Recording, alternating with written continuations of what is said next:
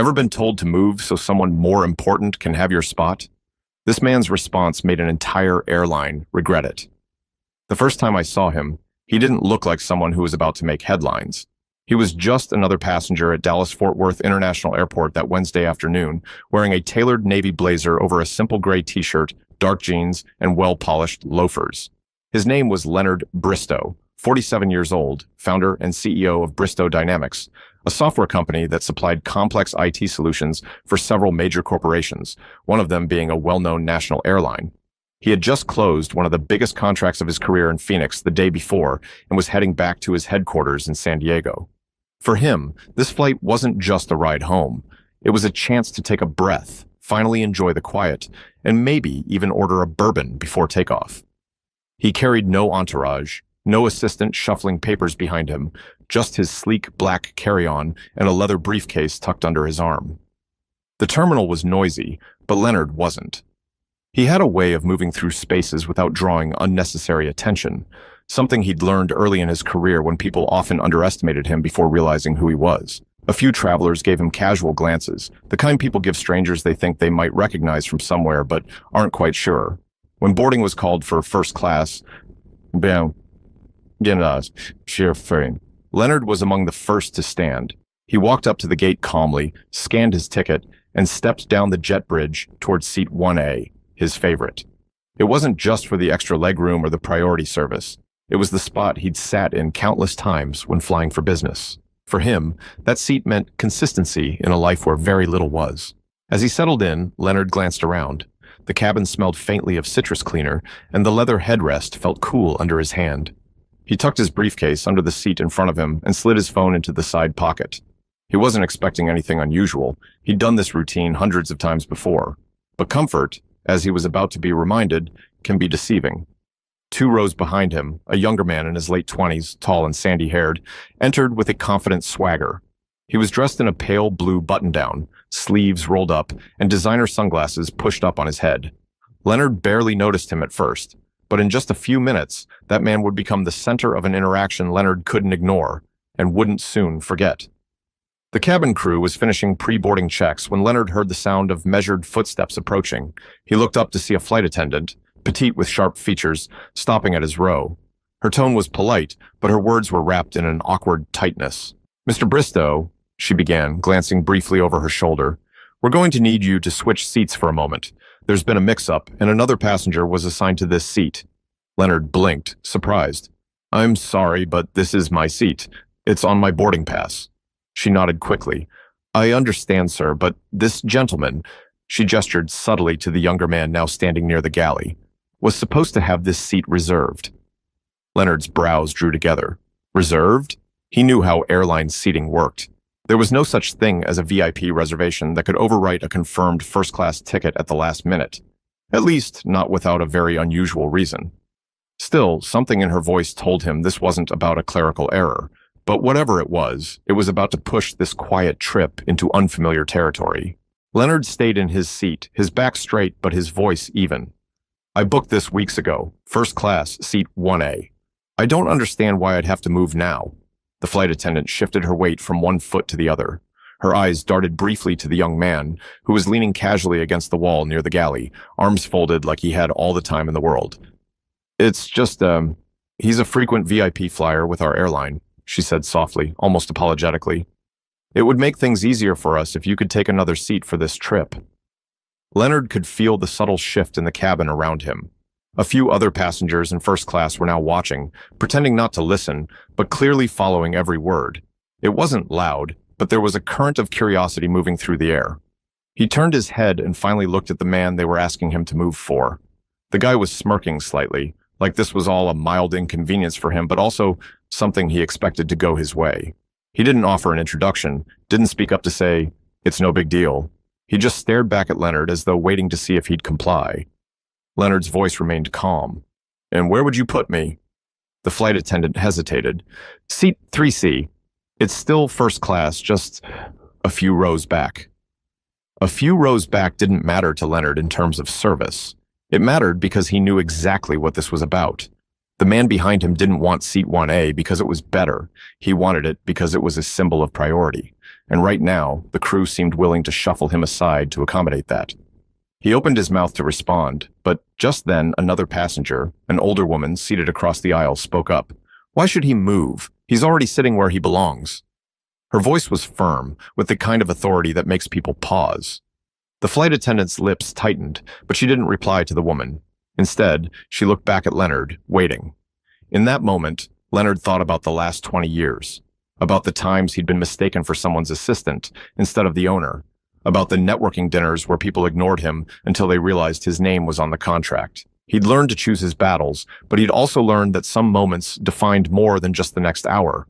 They defined who you were to yourself. I'm not moving, he said finally, his tone calm but unshakable. The flight attendant gave a tight nod and walked toward the galley. Leonard could hear muffled voices, hers and another crew member's, before she returned with a clipped smile. All right, Mr. Bristow, she said. We'll see what we can do. She walked away again, but this time the younger man's expression had shifted from confident to slightly irritated. The rest of the passengers resumed their own small conversations, but Leonard knew this wasn't over. Something told him the crew wasn't finished trying to get him out of that seat.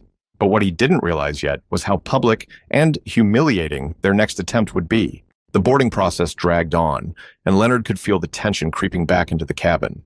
Passengers were settling in, tucking bags away, and flipping through safety cards. But every now and then, he caught the younger man glancing his way, like someone watching a chessboard, waiting for the next move. It came faster than Leonard expected.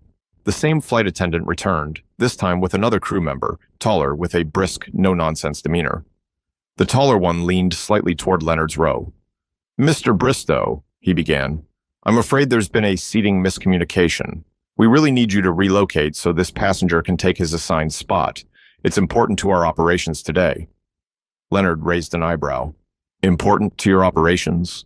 Or important to him? His voice was steady, not raised, but enough for nearby passengers to glance up again. The younger man finally stepped forward, offering a thin smile. Listen, man, I fly with this airline every week. Seat 1A is my spot. It's nothing personal. Leonard turned to him. Nothing personal is exactly what it becomes when you expect someone else to give up a seat they paid for just because you want it. The air between them thickened. The flight attendant interjected quickly. Gentlemen, please, we can resolve this without... Without what? The older woman across the aisle cut in again, her voice carrying a note of disbelief. Without making a scene? This is a scene, and it's not him making it. A man in the second row nodded in agreement. The ticket decides the seat. End of story. Leonard could see the crew exchange a quick, uneasy glance. They clearly hadn't expected passengers to speak up, but instead of backing off, the taller attendant's tone became firmer. If you don't cooperate, sir, we may have to delay departure. Leonard leaned back in his seat, eyes steady. If that's what it takes, then I guess we're delaying. I'm not moving. A few people muttered quietly, some annoyed at the delay, others clearly siding with him. The younger man's jaw tightened, but he stepped back, pulling out his phone as if to distract himself. The crew walked away again, and Leonard exhaled slowly. He'd stood his ground, but he knew it wasn't over. This kind of standoff didn't just fizzle out. Minutes later, an announcement came over the intercom. Ladies and gentlemen, we're finalizing our seating arrangements and will be departing shortly. Thank you for your patience. Leonard caught the words seating arrangements like a warning bell. He knew they were still trying to maneuver behind the scenes, but he had no idea the next move would involve turning the entire cabin's attention on him. The aisle was almost clear now, only a few passengers still shuffling to their seats.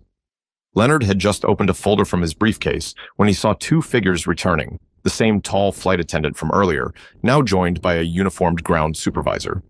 The supervisor's polished badge caught the overhead light, and his smile was the kind people wear when they're trying to be pleasant while delivering bad news. Mr. Bristow, the supervisor said, in a voice loud enough for the front of the cabin to hear, we're going to have to ask you one last time to move to another seat so we can accommodate our elite member. Several passengers looked up immediately. This wasn't quiet anymore. They were broadcasting the confrontation for everyone to witness. Leonard set his folder down. And I'm going to have to tell you again, I'm not moving. I have a confirmed seat, and I boarded according to my ticket. The supervisor glanced toward the young man still standing in the galley area, then back to Leonard. Sir, refusing to comply with crew instructions can result in removal from the aircraft. Leonard felt heat rise in his chest, not from fear, but from the way those words were designed to pressure him in public. It was a tactic, forced someone to back down by making them feel like the problem. From across the aisle, the older woman's voice cut through again. This is absurd. You can't just bump a paying passenger because someone else wants his seat. Now, murmurs spread through first class. A man 2 rows back spoke up. Yeah, that's not how it works. This is wrong. Leonard noticed the younger man shift uncomfortably, his smirk fading, but the supervisor wasn't letting up. We're asking for cooperation so we can depart on time. If you'd like, I can walk you to the gate desk to discuss it. Leonard met his gaze. So you're offering to remove me from my paid seat to have a conversation about why I should give it to someone else. Is that right? The supervisor didn't answer directly. Sir, it would be best if we could handle this without further disruption. Leonard leaned forward slightly, lowering his voice but making sure it carried enough for nearby passengers to hear. The only disruption is you standing here asking me to give up something I rightfully purchased. If this were really about a clerical error, you'd be asking him to move, not me. The silence that followed was heavy. Passengers stared between them, waiting to see who would blink first. Finally, the supervisor's smile thinned. Very well, stay in your seat. We'll make alternate arrangements. Without another word, he turned and walked toward the galley, the tall attendant following close behind. Leonard leaned back again, but his muscles stayed tight. He could feel every glance in the cabin, some supportive, some curious, some irritated that the flight was taking longer to push back. For the rest of taxiing and takeoff, he kept his focus out the window, not on the man sitting just a few rows back who clearly didn't get what he wanted. But Leonard also didn't realize how deep the sting would run after the flight, and how quickly that quiet anger would harden into something much bigger. The plane touched down in San Diego just after sunset. Leonard waited for the crowd to thin before grabbing his carry-on from the overhead bin. The younger man avoided eye contact as Leonard stepped into the aisle. He could feel the older woman across the aisle giving him a small nod, her way of saying, "You did the right thing." But the right thing didn't feel good right now. The encounter had left a mark, not just because of what happened, but because of how it happened. Publicly, deliberately, and with the assumption that he would bend. Walking through the terminal, Leonard replayed every moment. The way the flight attendant had avoided looking him directly in the eye when she first asked him to move. The thinly veiled, important to our operations excuse. The smirk on the younger man's face. The supervisor's public threat to remove him from the plane. It all stacked up like evidence in a case he hadn't asked to fight. By the time he stepped into his black sedan outside the airport, the city lights were blinking across the bay. His driver, a middle-aged man with a warm smile, asked if the flight had gone smoothly. Leonard just said, "We made it," and left it at that. At home, he dropped his briefcase on the kitchen island and poured himself a glass of water. His phone was already buzzing with emails from his executive team about the Phoenix deal. Normally, that would have lifted his mood. Tonight, it didn't. Instead, he sat in the quiet kitchen, staring at the glass in his hand. He thought about how many times in his career he'd brushed off similar moments in the name of keeping the peace. But this time, the sting wasn't fading. It was sharpening.